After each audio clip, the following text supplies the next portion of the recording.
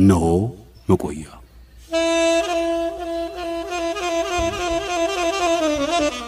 በመቆያችን እናቆያችሁ።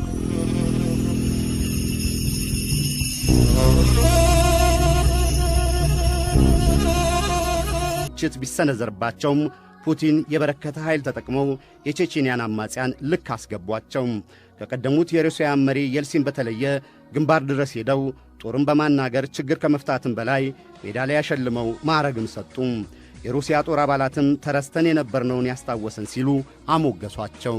ለሉዲይ военных, конечно, прибытие Путина, с одной стороны, это символ, да, что глава правительства с нами. እኛ በጦሩ ውስጥ ለነበርነው የፑቲን ጉብኝት ከኛ ጋር መሆኑን የሚያሳይ አመልካች ምሳሌ ነው። ሞራላችንንም ከፍ አድርጎታል። ለመኮንኖቹ ግን ከሁሉም ነገር በላይ ነበር። እሳቸው ሁሉንም ለጦሩ አስፈላጊ የነበሩ ሰነዶች ፈረሙ። ከጎርባቾቭ ጀምሮ ይህን ያደረገ ማንም አልነበረም። ከፑቲን በፊት ሁሉም የቃል ትዕዛዝ ነበር የሚሰጡት። ኃላፊነታቸውንም ዘንግተው ነበር። እናመሰግናለን።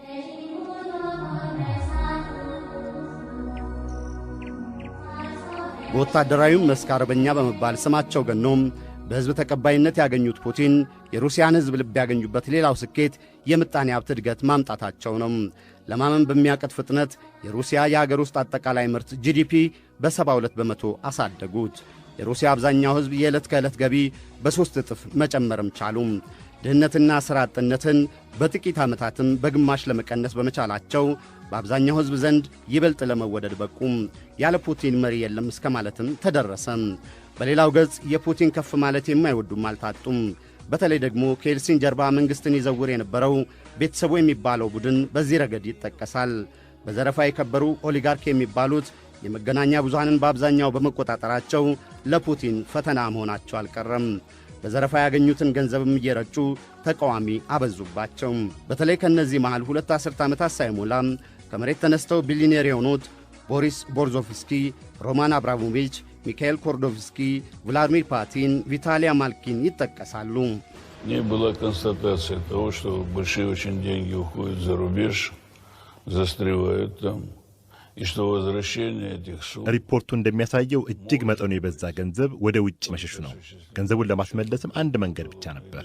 እሱም ለዚህ ተጠያቂ የሆኑትን መክሰስ ብቻ ነበር። И что возвращение этих сумм может быть только осуществлено за счет открытия уголовных дел.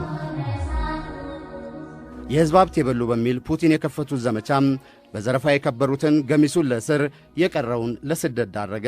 ንብረቶቻቸው ይመኩባቸው የነበሩ መገናኛ ብዙሃኖቻቸውም ጭምር በፑቲን ዘመቻ ከእጃቸው ተነጠቁ።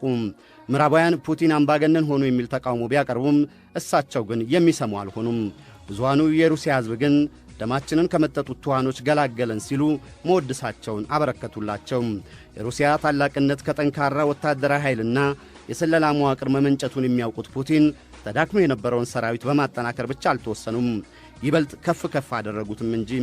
ቅድሚያም የሰጡት ጦሩን በብዛት ሳይሆን በጥራት ማደራጀት ሆነም። የሩሲያ የረጅም ርቀት ሚሳኤል ምርቶችንም አበረከቱም። የአውሮፕላን ተሸካሚ መርከቦችም ይበዙ ዘንድ ተጉም። የቀደሟቸው መሪዎች ጎርባቾቭና የልሲን ለአሜሪካና ምዕራባውያን ተንበርክከው ከጥቅም ውጭ ያደረጉትን የኒውክሌር መርሃ ግብር እንደ አዲስም አደራጁት። የታላቂቷን አገር ብሔራዊ ስሜት ለማምጣትም የስታሊንን ዘመን ብሔራዊ መዝሙር ግጥሞቹን አሻሽለው አነበሩት። ማጭድና መዶሻ የታተመበት ቀዩ ሰንደቅንም ከተጣለበት አንስተው ከፍ ከፍ አደረጉት። ይህ በብዙሃኑ የሩሲያ ሕዝብም የሀገራችንን ታላቅነት የመለሰ መሪ የሚል መወድስ አስገኘላቸው። ሩሲያን ወደ ቀደመው ክብሯ መመለሳቸውን በማረጋገጣቸው በዓለም ብቸኛ ኃያል የሆነችውን አሜሪካ በሩሲያ የውስጥ ጉዳይ መፈትፈትሽን ብቻ ይብቃሽ አላሉም። ከዛም አልፎ በዓለም ፖለቲካ ይቀናቀኑ በቁም። አሜሪካና ምዕራባውያን አጋሮቿ ምስራቅ አውሮፓ ድረስ ዘልቀው ላሳዩት ትንኮሳ ፑቲን የሰጡት ምላሽ የተናቀችው ሩሲያ ዘመን አብቅቶ ኃያል መሆኗን ለማሳየት በቃም።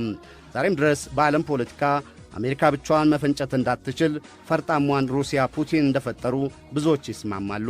በሌላው ገጽ አምባገነን ተቃዋሚ ፓርቲዎችንና ነጻ ፕሬስን የጨፈለቁ የሚሏቸው አልታጡም። ከማሰር እስከ መግደል የበረከቱ ወንጀሎችንም ይጠቅሱባቸዋል።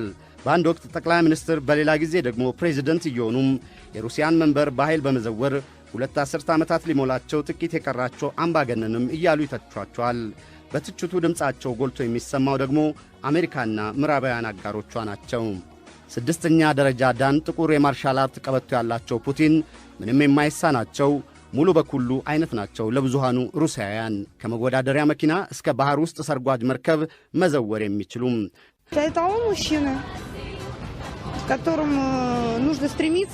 ለእኔ ፑቲን ምንም እንከን የማይወጣለት ምርጥ ሰው ነው። ሁሉም ወንዶች በርግጥ ልክ እንደሱ ለመሆን መጣር አለባቸው።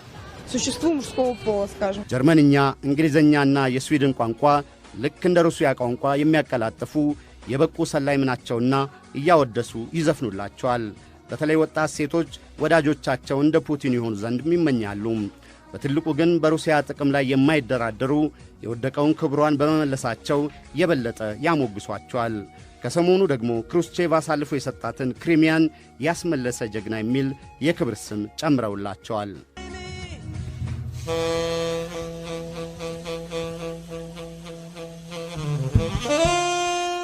አብራችሁን ስለቆያችሁ እናመሰግናለን።